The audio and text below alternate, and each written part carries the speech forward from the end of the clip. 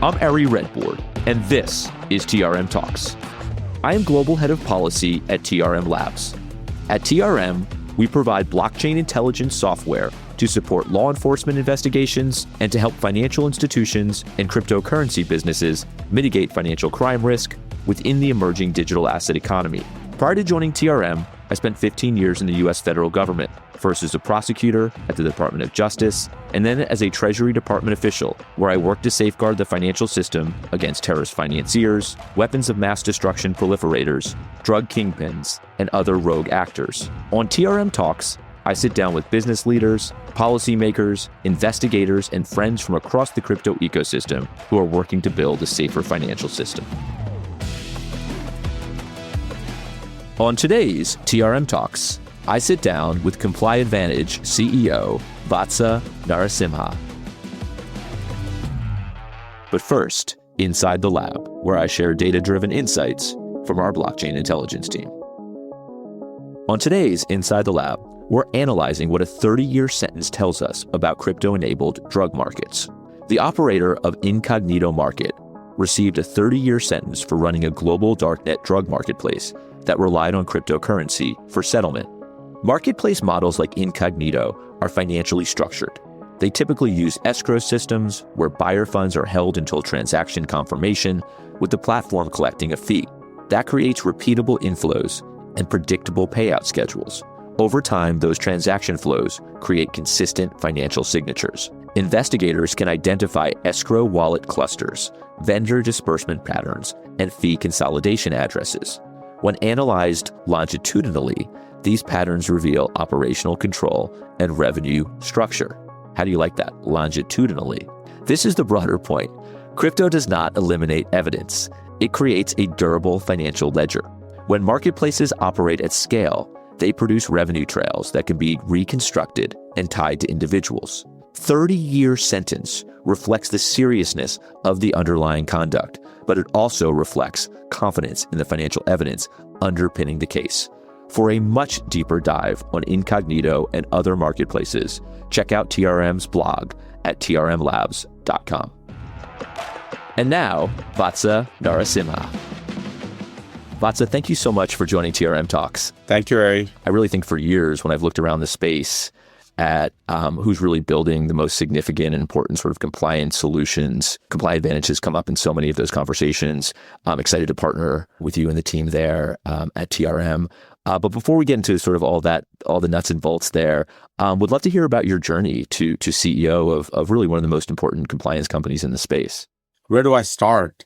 I think I was with the Boston Consulting Group for the longest time, based here in New York. I'm a New Yorker. The best way to identify myself as a New Yorker is I don't even have a valid driver's license. So I live in the city. And if I'm going outside the city anywhere, I'm at the mercy of someone else to drive me around. When I was at BCG, most of my clients were financial institutions, be it the bulge bracket banks or the exchanges, the data providers, the asset servicers, all the way down to the belly of the beast of capital markets, DTCC.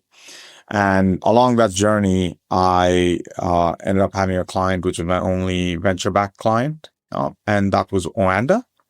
Oanda was a fintech foreign exchange trading platform. And Oanda became my smallest client. So at the end of the engagement, the VCs were like, hey, a lot of good recommendation on what we should do about our strategy, but how do you like to come actually execute it? So went over to Oanda. And after a 6.5-year journey at Oanda, we exited it to private equity ownership with CVC Capital coming in. Stayed on as CEO for about 9 months post the CVC acquisition, and then woke up one morning and said, I've probably been around the carousel one too many times, so I wanted to take some time off. Probably the best decision I made in my personal life. So took all of 2019 off, and I actually traveled the world. Wow. Worked out well because starting 2020, none of us could really travel anywhere. Totally. What timing there to do that. I know. Wow. In hindsight, right? It's all this. But and in 2019, ended up meeting Charlie Delling-Pole, who's the founder of Comply. Index Ventures had just invested in Comply, and Index had also been in my previous company at Oanda. And Index said, hey, I think it'll be good for the two of you guys to connect. And we spent a few months here and there talking on understanding what Charlie wants to do, why he started the company. Everything resonated. And then towards the end of 2019, early 2020, we decided to team up. A couple of months in, then the pandemic hit. Yeah. And you're like sort of sitting in your apartment in Lower Manhattan, trying to work with the engineering team in London, with the data team in Romania, trying to build the business. But it was good. It's been a good journey. So it's been 6+ years, 6.5 years at Comply. There are days I still wake up and I go, it still feels like week one. So very exciting times. That's amazing and super relate to that. I joined TRM about 6 years ago, right in the midst of the pandemic as it kicked off. We were 7 people. We're about 420 people today across the globe. And it is that sort of like, building remotely, building across different teams. What an amazing journey. I don't think I've ever asked a question about time off, but when you tell me you're traveling the world, like what did you need in that moment? And like, where did you go and find inspiration? A lot of different places. I think my last day at Oanda was Feb 28th, 2019. I still on the board after that, but I was not CEO. And I think on March 2nd, I was on a flight to India. My parents lived in India, so went and spent some time with them. I was actually in India for about 8 weeks, traveled around India a fair bit. And then I'd ask my mom, where did she want to go on vacation? It was just going to be the 3 of us, my parents and I. And all the places in the world, she picked Sri Lanka, which is actually a very short flight from where my parents live in Chennai. And so we went over to Sri Lanka for 10 days. Then I came back here. Oanda board meetings, few other things meant I was back in Asia, in Singapore and Hong Kong. And then I went over to Japan. Summer of 2019, there was a cricket World Cup going. I ended up going over to London and watching a bunch of cricket games. 2 of my best friends, I'm the godfather for their 2 kids, and the kids were much younger back then, 6 years ago. So we were all up in New Hampshire for a month of August. I think I then went over to Europe and was in Paris and parts of Spain in the fall. I also did one safari that year in Africa. Oh, no way. That's great. And then after that, I felt, okay, I'm racking up a lot of air miles, but not for work. What a just transformative experience. And it's interesting. It's like I always tell people to take advantage of those opportunities between jobs, but how often do you get to do it like at that stage in your career? What a really cool experience. I personally think we tend to rush through things a lot. We tend to go one job to another. And if you have the opportunity, again, I feel very lucky that I had the opportunity to be able to go. I finished a significant journey at Oanda, and I knew I was wherever I was going to go next, I was going to embark on what I consider legacy building sort of part of my career. And to sort of have a gap, have some time to reset, to think through and spend time with friends and family and stuff made a lot of sense. So I feel very fortunate and very lucky that I was able to do that and then come back to it and make a conscious choice that I wanted to be at Comply for the foreseeable future. Extraordinary. So let's get into that a little bit. Talk to me a little bit about sort of how you see your role and then also sort of what you're building today at ComplyAdvantage. So for your audience who are not familiar with Comply, Comply is the only fully AI native AML and fraud solution, full lifecycle solution that is available out there. We are known for having our own proprietary data that makes AML and fraud solutions, both for bad actor identification and bad behavior identification across the AML and fraud lifecycle, from sort of onboarding to ongoing monitoring of individuals and entities to transaction monitoring and transaction fraud solutions. Fantastic. Obviously, at TRM, we are incredibly focused on sort of really leveraging AI at every layer of our platform. And there's so many fun synergies. And I know we're building this together in many respects. Talk to me through about sort of the AI piece. Obviously, that's relatively new. I think there's a pivot in the world. It was interesting. I was in a panel yesterday conversation, and they asked me, I thought sort of foolishly, is it possible to separate AI and crypto from a conversation today? And I said, it is impossible to separate AI and anything today. Healthcare, infrastructure, the way we work, the way we live, the way we eat, farming, right? I mean, am I right there? I 100% agree. I'm being not too serious about this, but it's an interesting way to think about it. the original Matrix movie, the machines have frozen sort of the human civilization in the late 90s because they go after that, it really became the AI civilization. Yeah. It sort of feels that way. Like AI is such a part of your everyday life today, right? I mean, even think back on what we used to do. Even 5 years back, everything became, let me do a Google search. Now it's no longer a Google search. The minimum everyone's using AI is they're going on OpenAI or Claude or whatever is your favorite tool, and you're using that as a Google search. That's the minimum everyone's doing. Minimum. And that's just a bare minimum, right? Everyone's actually doing a lot more than that. And it's so prevalent in everything. And in fact, it's gotten to the point where every company that you talk to or every organization, it's all about how everyone is AI native. So that the phrase AI native has become so overused in a way. Every time I hear that phrase, and every time I say that about myself and about Comply, I have to stifle a chuckle. Yeah, no, it's such an interesting term. And like, it's interesting at TRM, we've gone from being AI native where you're prompting these tools for that being unacceptable today. You need to be building coworkers that can do everything that isn't this right now, right? And maybe I should build a TRM Talks, bot that could just have me knock these out. But yeah, like that is really where we are today at TRM. And it sounds like you're having a similar transformation at ComplyAdvantage. We are. So Comply, I'd say if I go back 10 years when Charlie founded it, the thesis was always that financial crime is a network problem. It's not just one individual doing something. It's a network of things. Individual working with a particular institution and other group of other entities or individuals. And so we felt that if you had good data and good intelligence on top of it, you'll always get to better outcomes. The challenge obviously was, where do you get good data? So at least obviously TRM, very complementary to Comply. You focus a lot on the on-chain stuff. We have talked about, we focus more on the off-chain world, right? So you have some legacy data providers who typically have had the data, and the data we felt was always very noisy and it was very siloed. So a lot of the solutions that were out there were building intelligence on top of that bad data. But we said, let's take a different approach. Let's go ingest data ourselves and build the intelligence on top of it. That's what we did for the first 6-7 years. About 3 or 4 years ago, I came to the realization that all the stuff that we've done was great, but a couple of things were happening. Technology was changing. We had 2 separate platforms. One was a bad actor platform. The other was a bad behavior platform. And our clients were starting to say, hey, it would be great if you can bring the 2 of them together.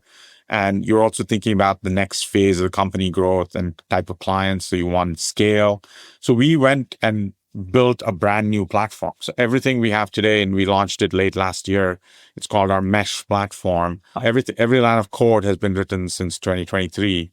And we went in and said, we want to do data ingestion using AI.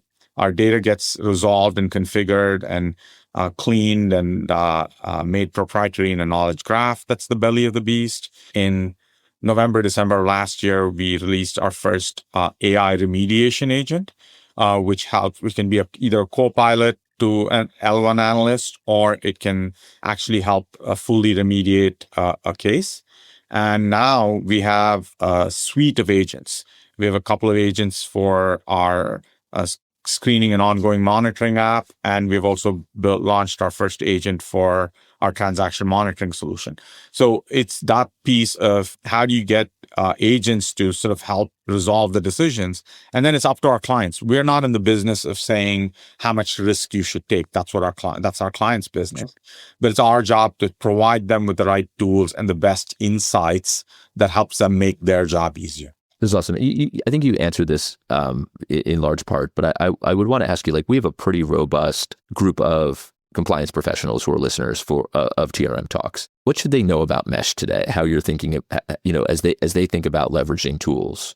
Look, I think if you're thinking about a solution from post-ID verification, we partner with a lot of the ID verification players, but post-ID verification, when you think about AML and fraud, mesh should be your first thought for a scalable AI native solution. That's because we pick everything up right after IDV. If we are looking to onboard you, or one of your customers is looking to onboard you, let's say as an individual, they check for if you're a good actor or a bad actor. That's the bad actor detection platform. Through the entire life cycle of that customer, all the transactions they do, and looking for suspicious activity, filing those reports. And especially in an era where compliance officers are increasingly having conversations with their own CPO and CTO on what type of tools they bring in, how does that marry with the client's own roadmap. So your listeners must be in a interesting place where they're going, we still have our compliance obligations. Regulators have not suddenly said, oh yeah, no, use a bunch of AI tools. I'm not going to ask you what's going on. So the compliance obligation is still there. What I'm seeing is the conversation from the business side has become different. It used to be, don't say no to anything we want to try out, to now like, okay, maybe is there a way using AI we can get to a yes? And can we get to it faster? So the CPOs and the CTOs are getting more involved in the compliance roadmap. How can technology better help it? And that's the era that Mesh has been built for, because it's truly a AI native roadmap. And one of the interesting things that I find in a lot of conversations these days is how every time there's a Anthropic press release on, oh, Anthropic is now getting into legal, it's getting into healthcare, and invariably it's getting into compliance and risk. Sure. And look, Anthropic, I mean, I use Claude too. It's an amazing tool. But the reality of it is it can help with certain workflows. But for the areas that TRM and Comply serve, having that subject matter expertise is so important. Knowing where crime is happening on chain, or in our case, knowing how the proclivity of certain individuals based on who are their nearest neighbors and next nearest neighbors in terms of connections. A lot of that compute can happen in what I call the belly of the beast. And you're just doing differential compute based on each client's risk profiles and risk requirements. So that's what we've built Mesh for. So if you're interested in a tool that you can consume in a modular way, but in the end can actually help you through the entire life cycle, I think Mesh is definitely one of the things your listeners should be getting to know. I love that. It's funny, we mentioned Isabella Chase as we were getting onto the show. Yes. She's my colleague who leads our team in the UK, and she was at ComplyAdvantage for years. She's made the point to me many times that, look, like these tools are only as powerful as what you're putting in and the expertise that you have and the meetings that you've had and the conversations that you've had with regulators and policymakers and compliance professionals. And I think you really nailed it with that. Like, the machines can do a lot, but they need to be fed information from really true experts. Look, I see this sort of like as two pieces to a puzzle. And I think we've really nailed hey, how should compliance professionals be using AI to go after bad actors? But there's this other piece that you've talked a lot about as well, and that is how bad actors are leveraging the technology today. And at TRM, we've seen a 500% increase in AI-enabled scams. We've seen ransomware groups deploying affiliates at scale, right? You don't need darknet affiliates anymore. You can just leverage agents. North Korea is using it to launder proceeds of hacks. Talk to me about how you have thought about how bad actors are using it and maybe how to meet that moment. I'm very fond of saying criminals don't have compliance officers. Criminals don't have regulators to answer to. So their ability always to try new things is easy. So the barrier to entry for them is always low. On top of it now, with technology itself becoming so accessible, the barrier to entry becomes zero. So they are willing to try any new piece of technology anytime and every time. And all they need to do is they don't need it to work for the next 5 years. They need something to work for the next half hour, 5 hours. Yeah. And they'll maximize it. And because the barrier to entry is so low, the effort is so low, all they try to do is, if this can get me $100,000 in an hour, I'll do it. And then if that the door's shut and I can't do that anymore, that's fine. I'll go try something else somewhere else. and I can do that in a remote location. And so one of the things you've obviously seen is synthetic IDs, elements of a real person. You can layer it in with details that they're missing. And it really truly creates a fake person, right? Almost a fake person, but it's synthetically real. But the biggest thing that I'd say is, as I think about this all the time, it's the industrialization of fraud. So back in the day, I mean, I'm really dating myself here. Fraudsters had to call people one-on-one, right? And then if it went to one-on-one messaging. But now with AI, you can tailor something.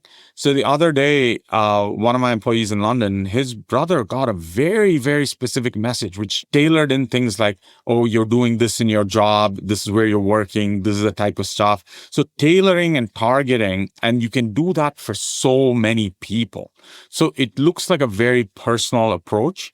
And particularly, I think now that you have with the boomer population retiring and stuff like that, you have a particularly susceptible retiree population that is understandably a little unfamiliar with the technology change.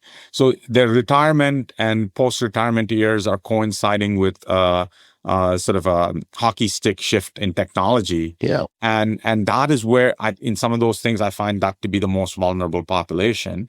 And the other area that I see is recruiting money mules. So social media had made this very feasible. The number of times you hear people scammed in through Facebook messaging and stuff like that to say, hey, you and I have this in common. Why don't you, can I get your help on doing something? I'm new to the country and stuff like that.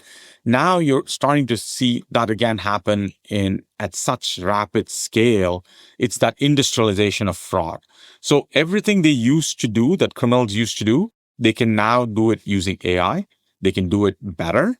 They can do it faster, and they can do it at scale. And one of the things you mentioned around North Korea, bad states, it's become easier for states to do that, right? So cyber attacks is one piece, but all of this then results in money laundering opportunities, and any ransomware, if it gets paid and stuff, that is money laundering, and it gets shuffled off. So it is not easy. And I've had compliance officers tell me it feels like whack-a-mole. It is and it isn't in my mind. It does feel that way.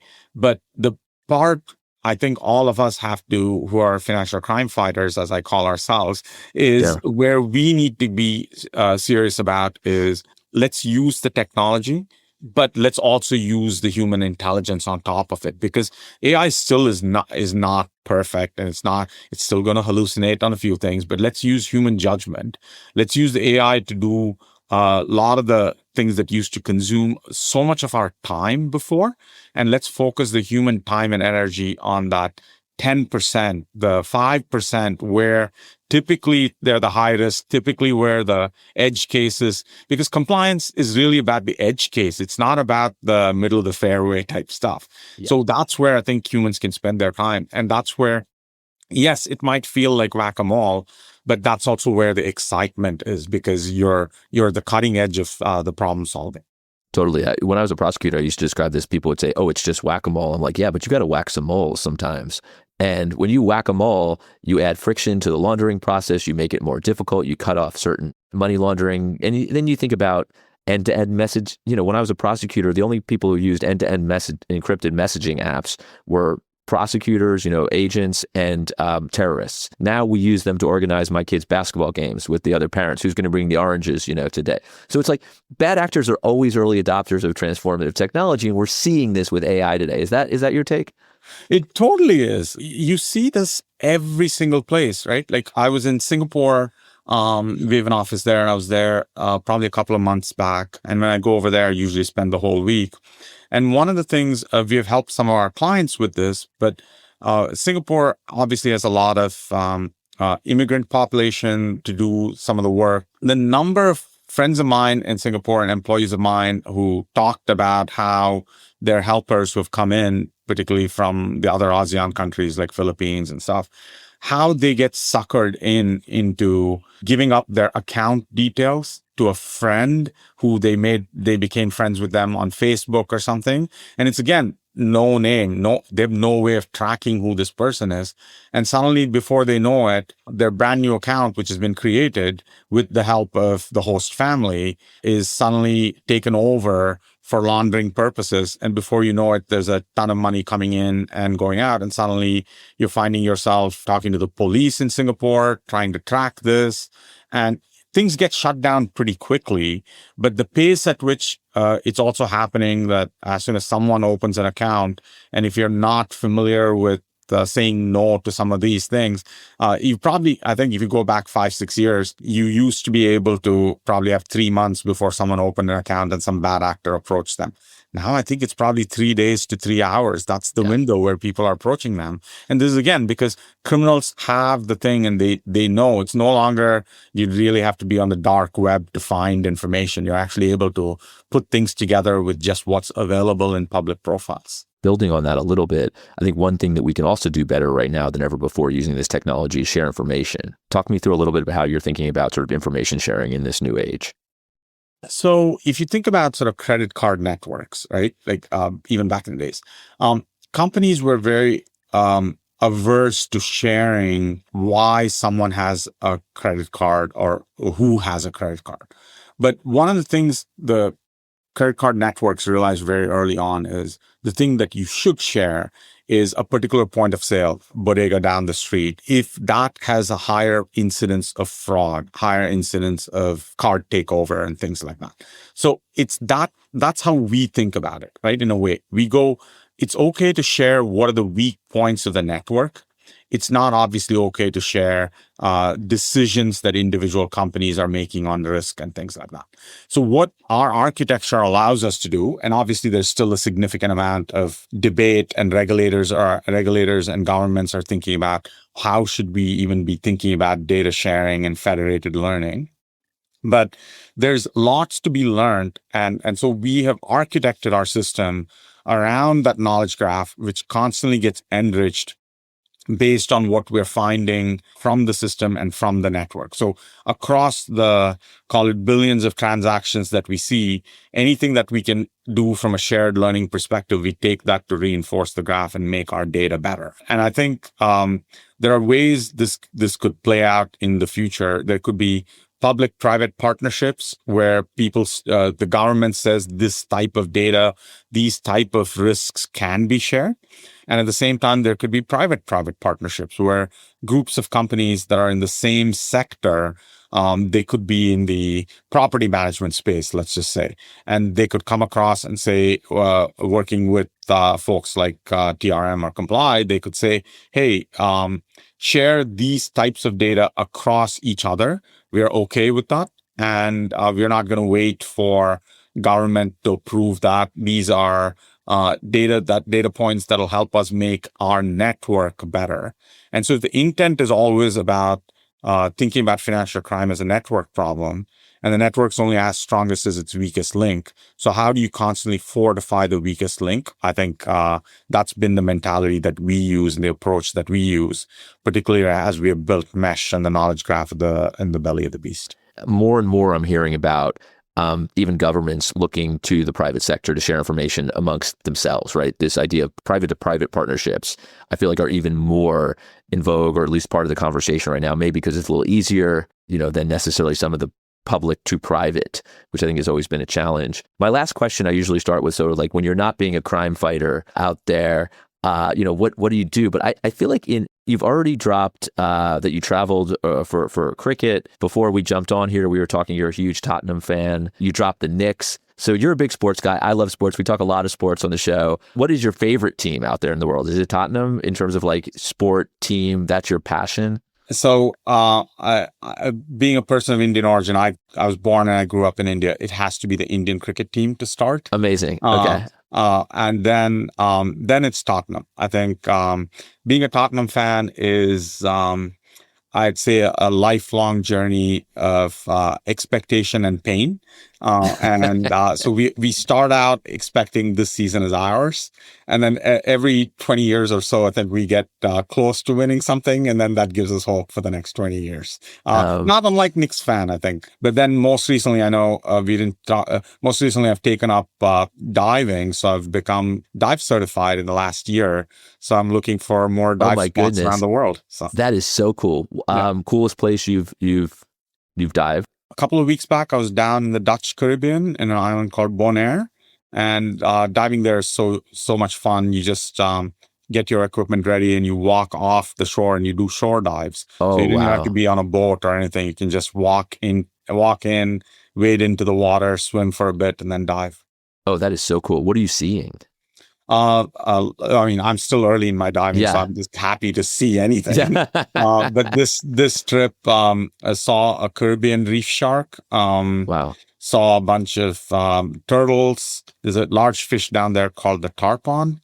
And especially if you do a night dive, they sneak up right next to you because your light is their way for them to make their hunt easier. And you suddenly turn around and you're like, what is this thing doing next to me? So tons of very interesting fishes. Yeah. As you get into this, are there like bucket lists, things that you're saying, hey, this is part of what I want to be on this journey? The Great Barrier Reef and the Belize has a reef and a thing called the Blue Hole. So those are the two things that are very high up on the list. I'll tell you, I do not dive, but my wife and I years ago went to the Great Barrier Reef and we dove. You know, we certified in the pool that day at the resort or whatever, and they went out there. And I'll tell you, every picture of me has bubbles where you can't see my face because I'm so freaking out the entire time about breathing. I mean, that's the frustrating thing about the diving. I'm sure, just tied back to work in a way. It's a frustrating thing I'm sure compliance officers have too, which is everyone says, oh, just do this in a simple way. So diving is the same way. Everyone goes, just breathe, be calm, everything's great. But until you are trying to do it. And that is it's about getting that muscle memory and doing it more and more, and then you'll calm down. That is a really, really sharp analogy in terms of compliance. Thank you so much for joining TRM Talks. This was an awesome conversation. Thank you, I'm really just excited for the partnership and to do more together. 100%. Looking forward to it.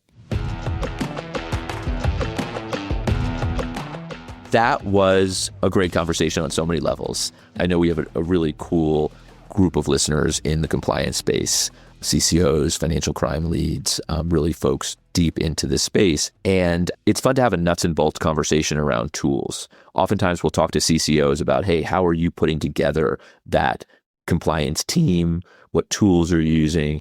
But to hear someone who's really thinking about how do I build the best compliance tools for compliance teams. We talk a lot from a TRM perspective about using AI, building out this intelligence function, but partnerships are critical. And it's fun to hear someone who's also building sort of that off-chain piece to help with these compliance workflows. I also, from a personal perspective, just like it was just a really fun conversation. I love if we got into cricket, we got into scuba, we got into the Knicks, Tottenham. So really, really fun conversation. And for all of you guys out there who always tell me that compliance is not fun, please definitely use this episode as an example. On the next TRM Talks, I sit down with the godfather of financial intelligence, Juan Zarate. If you love the show, leave a review wherever you're listening to it. And follow us on LinkedIn to get the latest news on crypto regulation, compliance, and investigations. TRM Talks is brought to you by TRM Labs, the leading provider of blockchain intelligence and anti-money laundering software. This episode was produced in partnership with Voltage Productions. The music for this show was provided by Ecolix. Now, let's get back to building.